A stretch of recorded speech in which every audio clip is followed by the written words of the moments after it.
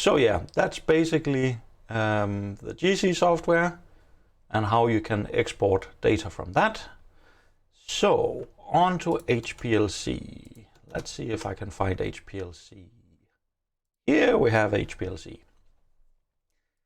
Now, HPLC, the software looks quite similar. If you've worked with the GC, you can probably figure out what to do with the HPLC.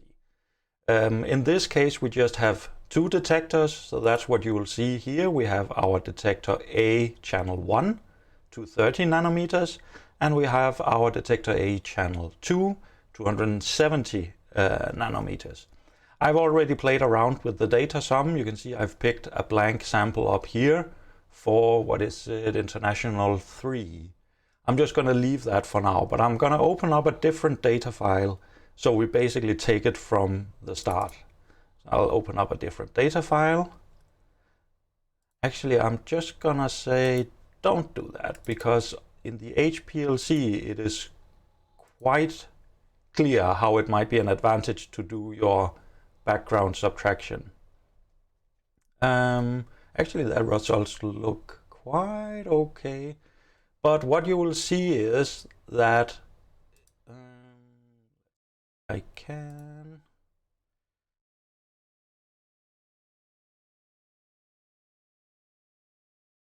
so actually, if you look, the results we're interested in, they don't go above, let's say 100 would be quite high. So let's put in 100 here. Yeah, this makes it a bit easier to see what I'm talking about.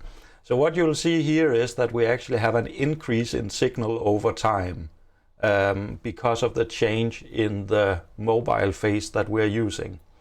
And that can be a bit of a problem because suddenly you're trying to integrate a peak that is slanted. So we're going to try and do a background subtraction. And somewhere I noted down which one I used, but let's just try a blank and see how it goes. And we'll just pin it. So I pinned it here, so it'll use the same one if I open a different file. Now what you'll see is we start to get a lot of noise, which is of course not what we want, but you can see that it has flattened out a lot more. It's much easier to see the two peaks we're interested in. Now, same as the GC software, the HPLC tries to detect peaks on its own. Right now we have God knows how many peaks. Let's see, just to the end. 58 peaks has been detected. That's way too many. So for the HPLC, what you want to do, you can either do it manually, pick the peaks you want, or you can set up a method to better identify the peaks. I will cover that in the end. Right now, let's say we are happy with our results and we want to export them. You have two options in the HPLC. You can either go to your peak table, select all of this, copy paste into Excel, or you can export it as an ASCII file or print a report. I would say if you print a report, that's just gonna give you more work. It's much easier to either copy paste the peak table or to export as an ASCII file. Just like the GC machine, we have several versions of the software running. What you want to look out for, you can see it here, real-time analysis. Do not change stuff in this when you're logged in remotely. Hopefully the the HPLC will be powered down, but we don't want you to accidentally fire up the machine, start to use a mobile phase or overflow the waste. So when you're working remotely, you never use the real-time version of the software. You always want to use post-run analysis or data analysis software. What was it called in the... Oh, that's not what I wanted. What was it called on the GC? Post-run analysis, yes. So back to the HPLC. So before I get into how we can clean up this, what you'll actually notice is that it looks way better for the channel 2. The channel 2 gives a much nicer signal. You might want to adjust these tailing peaks. Looks like it's a bit too aggressive with that. But before I move on, I haven't seen any messages in chat. I assume there are no questions then. So I will actually just jump straight on to advanced peak detection. If you have questions, write them. I should be able to notice, hopefully. So let's try and clean up this channel 1 at 230 nanometers. Down on the right hand side of the screen, we have our method view. Right now, we're just viewing the settings, the integration settings for detector 1 or detector A channel 1. I'll switch it to edit mode, and then we'll try and see if we can clean up some of this. So some of the things you can do is you can say, well, how high of a peak am I interested in? Right now it is taking the min area height of 1000 counts. Let's try and change it to 2000. In order for the software to update, you have to press enter. I press enter. Nothing much happened. I think we lost a couple of peaks to the right. Let's bump it up to 5000. Now we're starting to lose some of them. 10,000, even better. Let's try 20,000.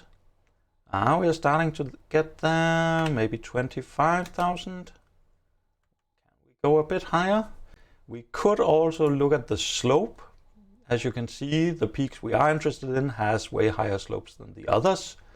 So let's try 2,000 and see what happens. There we go. Now we're actually only detecting these two peaks and then a bunch over in the noise area after we've done the flushing. So now we could actually use this method. So the two first peaks look nice, and we could then take the areas and the heights and use them going forwards. If you click the advanced setting, you can also ask it to not try and do tailing.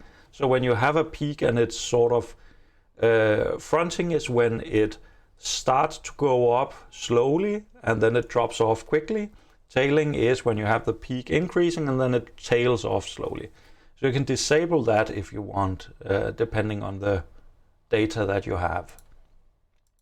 Another option, if you, for instance, wanted to get rid of these, this is quite difficult to do because they look like genuine peaks, even though it's just a bunch of noise. If you go into the program setting, you can actually put in a command, I can't remember where it is, somewhere you can put in a command saying, here, period of integration off. So,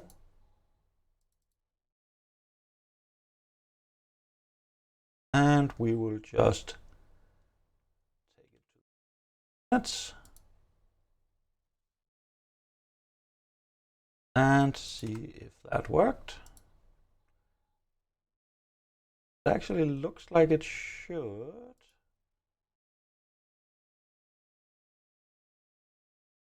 Oh, I'm looking at the wrong. Yeah, so you can actually see in the top one, in the channel 1, we no longer have those peaks. So all I did was basically tell the program, once you get to 11 minutes, you can stop trying to look for peaks. And you can then, if you want to do it for your detector 2, you can switch over to detector 2. You can also copy between them. That can be a bit tricky because the signals are quite different often. So that's an option you can do. Now, of course, if you have a lot of data, it's going to be quite annoying if you have to do this over and over every single time. And you want to keep these factors the same whenever you open up a file. So what you can do is you can take your standard with the lowest concentration and you can tweak your peak detection so that it only detects the peaks you're interested in that sample, because any other sample you load will have peaks equal to or higher than that. So that's basically, if you have a method that detects the peaks nicely there, it should work quite nicely for all of your other data.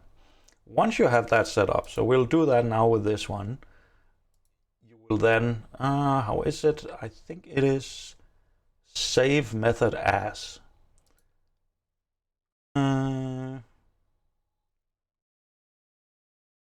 and we are gonna save the method as energy data.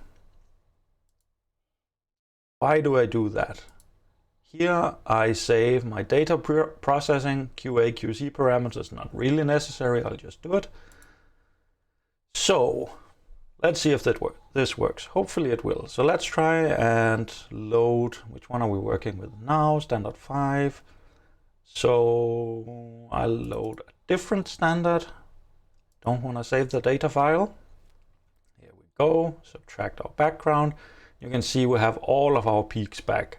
So now I can load method parameters, file, load method parameters, and then I can select the method I just saved, and hopefully it should then grab all of the information, and you can see again we only have these 2 peaks that are being detected.